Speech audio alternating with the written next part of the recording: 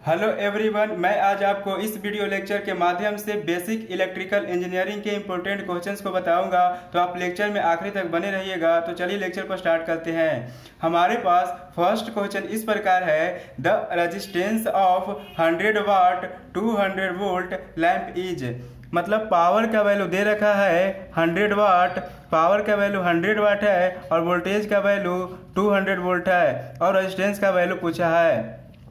तो पहले हम जान लेते हैं कि वोल्टेज और पावर और रेजिस्टेंस में रिलेशन क्या होता है। तो P इज इक्वल टू होता है V इंटू आई और I इज इक्वल टू होता है वोल्टेज बाई रेजिस्टेंस। जब I का वैल्यू इसमें पुट करेंगे तो V x bar by R हो जाएगा और जब R is equal to V x bar by R is equal to V x bar by P हो जाएगा।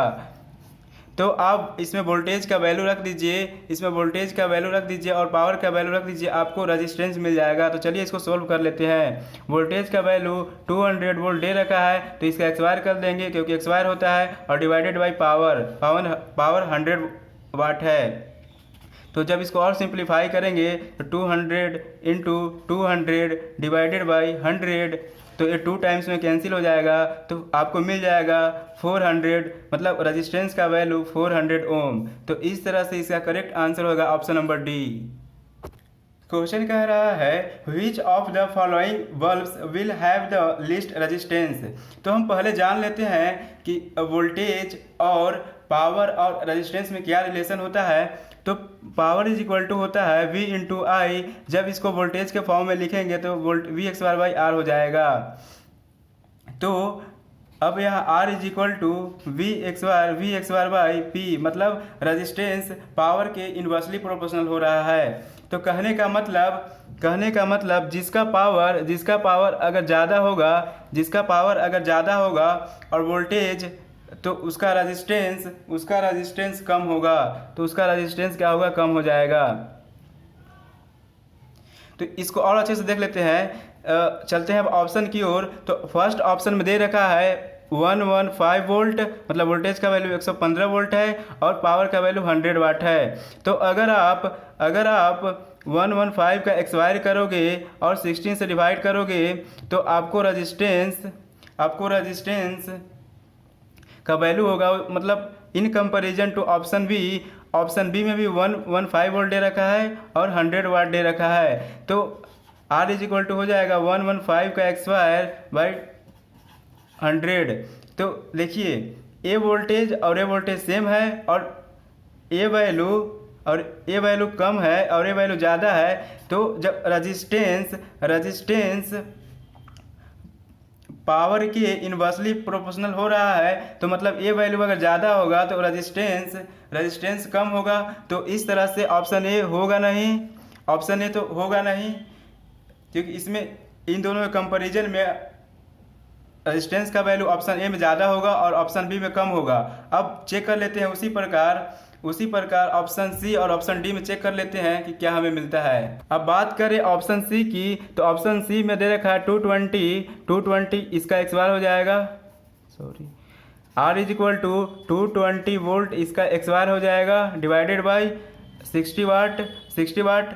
और ऑप्शन डी में दे रखा है 220, तो इसका एक्सवायर हो जाएगा डिवाइडेड बाई 100 वाट। अब उसी प्रकार देखा जाए तो इसमें रेजिस्टेंस का वैल्यू ज़्यादा होगा और इसमें रेजिस्टेंस का वैल्यू कम होगा। तो ऑप्शन सी भी नहीं होगा।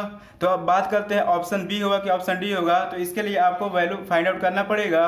तो आप वैल्यू को फाइंड आउट कर लीजिए और उसके बाद इसको आसानी से कैलकुलेट कर सकते हैं। तो चलिए इसके वैल्यू को निकाल लेते हैं। तो बचा हमारे पास ऑप्शन बी और ऑप्शन डी। तो चलिए इन दोनों को देख लेते हैं।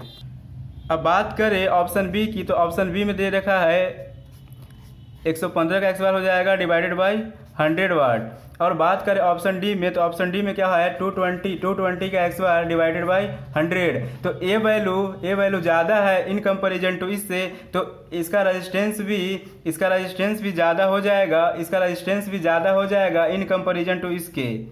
तो ऑप्शन डी भी नहीं होगा। तो इस तरह से इसका correct answer option number B हो जाएगा।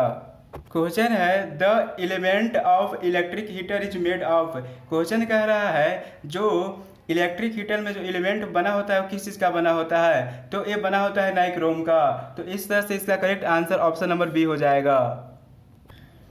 The SI unit of power is, तो पावर का ऐसा यूनिट वाट होता है। तो इस तरह से इसका करेक्ट आंसर ऑप्शन नंबर ए हो जाएगा, वाट।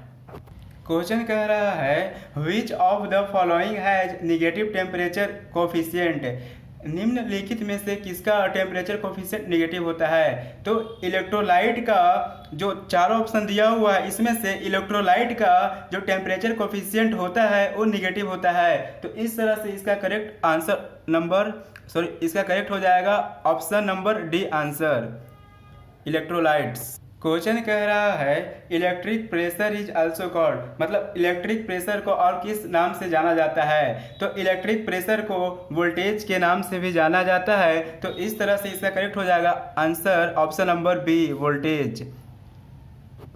क्वेश्चन कह रहा है power transformers are design to have maximum efficiency at, कह रहा है कि जो पावर ट्रांसफार्मर होता है उसका इफिशियंसी, पावर ट्रांसफार्मर का जो इफिशियंसी होता है मैक्सिमम कब होता है, वो किस इफिशियंसी के लिए डिजाइन होता है।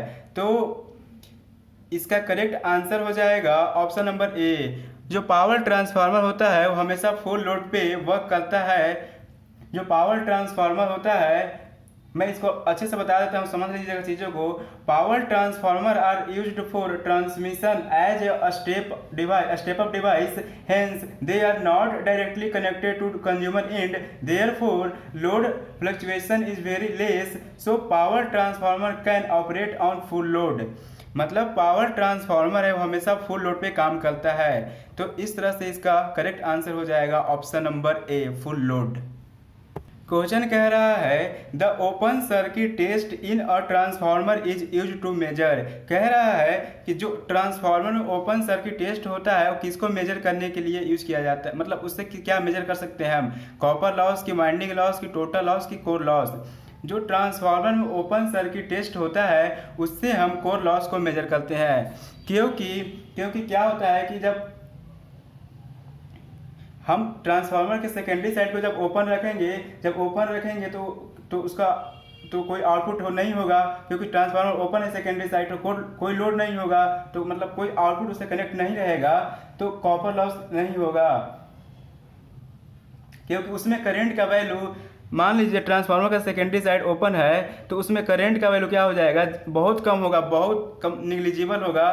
तो हम कह सकते हैं कि उसमें क्या होगा, करंट का वैल्यू जब निग्लिजिबल होगा, मतलब करंट होगा ही नहीं, तो उसमें कॉपर लॉस होने का कोई चांस ही नहीं है। तो इस तरह से इसका आंसर हो जाएगा कोर लॉस, मतलब कोर लॉस इसका करेक्ट आंसर होगा। क्वेश्चन है the rating of transformer is, तो आप हमेशा याद रखिएगा ट्रांसफार्मर का जो रेटिंग होता है हमेशा केवीए में होता है, किलो वोल्ट एम्पियर में। तो इस तरह से इसका करेक्ट आंसर हो जाएगा ऑप्शन नंबर सी।